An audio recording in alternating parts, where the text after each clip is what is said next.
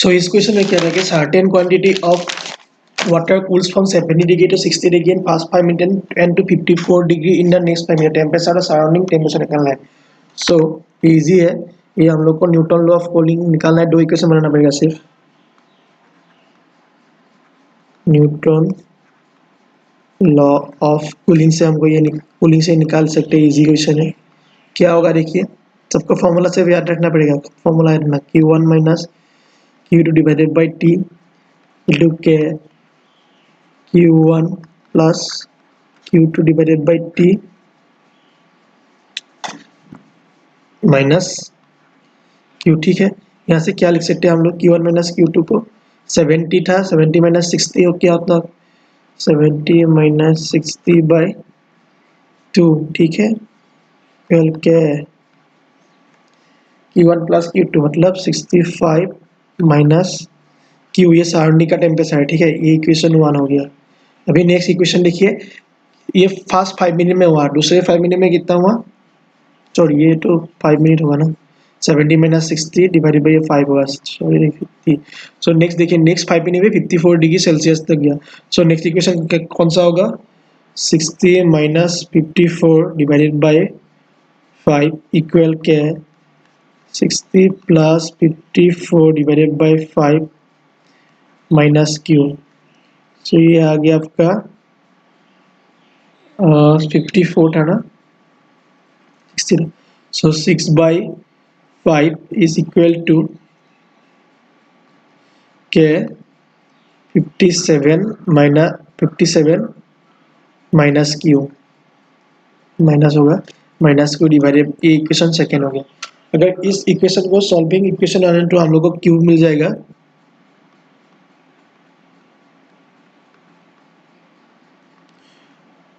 1 into हम लोग का Q का जो वैल्यू आएगा वो आएगा 45 डिग्री सेल्सियस. ठीक है, सो Q will be 45 degree Celsius. ठीक है, आप सबको समझ में आया कैसे किया? ये इजी क्वेश्चन है. न्यूटन लॉ ऑफ कूलिंग का इक्वेशन लिखना है. इक्वेशन से निकाल सकते हैं. पहले के लिए 70 से 60 गया 5 मिनट में, और दूसरे के लिए 70 से 54 और 60 से 54 हो गया नेक्स्ट 5 मिनट में. सो दोनों इक्वेशन लिखा और उससे सॉल्व किया तो Q इतना आ गया 45 degree Celsius. So option 4 will be the correct answer. So आइए देखते हैं नेक्स्ट क्वेश्चन. सो अभी इस क्वेश्चन में देखिए क्या बोला कि steam 100 degree Celsius is passing 20 gram of water at 10 degree Celsius when water accuracy temperature of 80 mass of the water present में. सो जब स्टीम से ये वाटर बना तो थोड़ा मास गेन किया, फिर से वाटर 10 डिग्री सेल्सियस में, उसको फिर से वाटर का टेम्परेचर कितना 80 डिग्री सेल्सियस. सो वहाँ पे भी मास इंक्रीज होगा. सो हम लोग को मास ऑफ वाटर प्रेजेंट में भी निकालना है. सो देखिए ये क्या होगा. एक स्टीम था, ये आपका वाटर हो गया. ठीक है, और वही 80 डिग्री सेल्सियस पे वाटर हो गया. सो ये हो गया लेटेन इन ml. सो ये आ गया mc इंटू डेल थीटा, मतलब ये टेम्परेचर सेंस है, ये निकालना है. ये हम लोग को बताया. ये हो गया हीट लॉस. सो हम लोग ये लिख सकते हैं thermodynamically heat loss by stem क्या होगा? इसको मान लेते हैं हम लोग Q, इसको मान लेते Q1. ठीक है, क्या होगा? Heat loss by stem ml plus mc change in temperature. ठीक है, ml कितना है? 540 लेटेंट हीट मास m. ठीक है, प्लस m कितना है? m टू m है. c कितना है? 1. टेम्परेचर सेंस कितना? 100 से 20 हो गया, 100 से 80 हो गया. सो कितना सेंस हो गया? 20. ठीक है, ये हो गया. सो टोटल कितना आ गया? 560 m. ठीक है, ये हो गया हीट लॉस बाय स्टेम. अभी heat gain by water, water ने कुछ हीट तो गेन किया होगा. सो क्या होगा? Gain by water. ठीक है, गेन बाय वाटर कितना होगा? अभी देखिए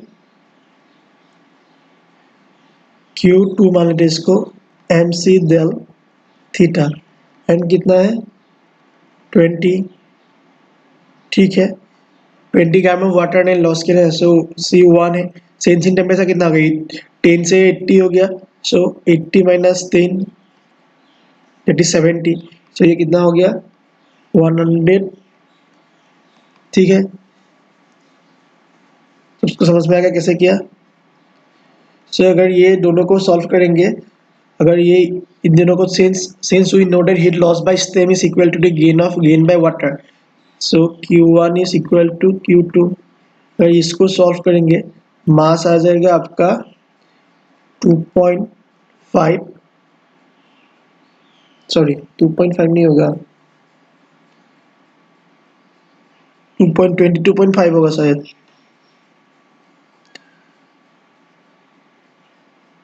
2.5 ग्राम।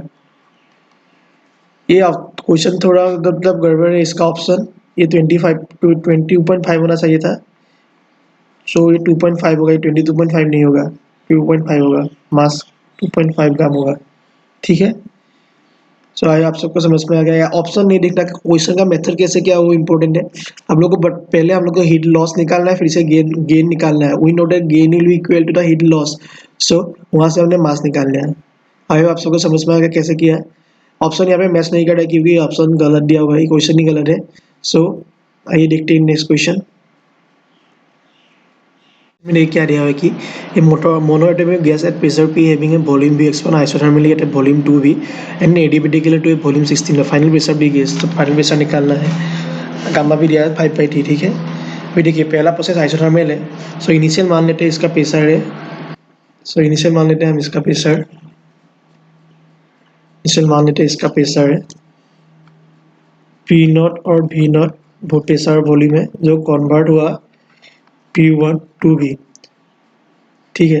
सिंस ये आइसोथर्मल प्रोसेस है हम कैसे लिख सकते हैं, P initial volume initial equal P final volume final, ठीक है। P इनिशियल कितना है P0 V0 और P फाइनल, तो ये निकालना है V फाइनल कितना होगा तो एस बी, ठीक है।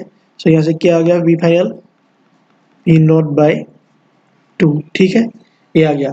अभी बोला है फिर से इसको एक्सपेंड कर दिया एडियाबेटिकली एक्सपेंड किया 16 वॉल्यूम टू। सो देखिए यहाँ पे जो प्रेशर है इनिशियल कितना होगा P0/2, वॉल्यूम कितना होगा ट्वाइस भी, ठीक है।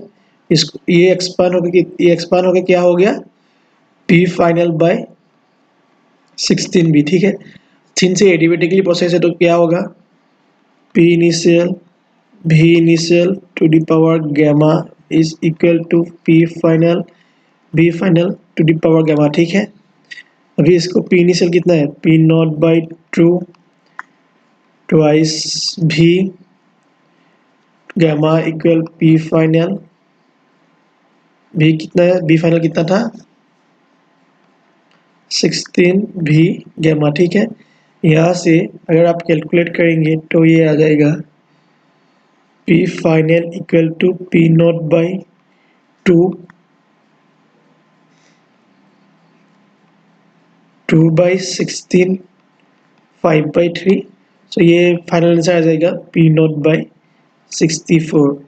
सो जो P फाइनल आ गया वो कितना हो गया P0/64।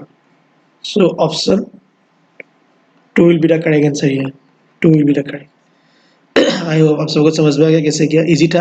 पहले एक्सपेंड किया आइसोथर्मली 2 भी वॉल्यूम एक्सपेंड हो गया और फिर से एडियाबेटिकली करने से वॉल्यूम 16 भी हो गया। सो हम लोग को फाइनल प्रेशर निकालना था, तो एडियाबेटिकली आइसोथर्मल का प्रोसेस जानना मतलब कैसे करते हैं वो जानना हम लोग के लिए जरूरी था। सो ये आ गया।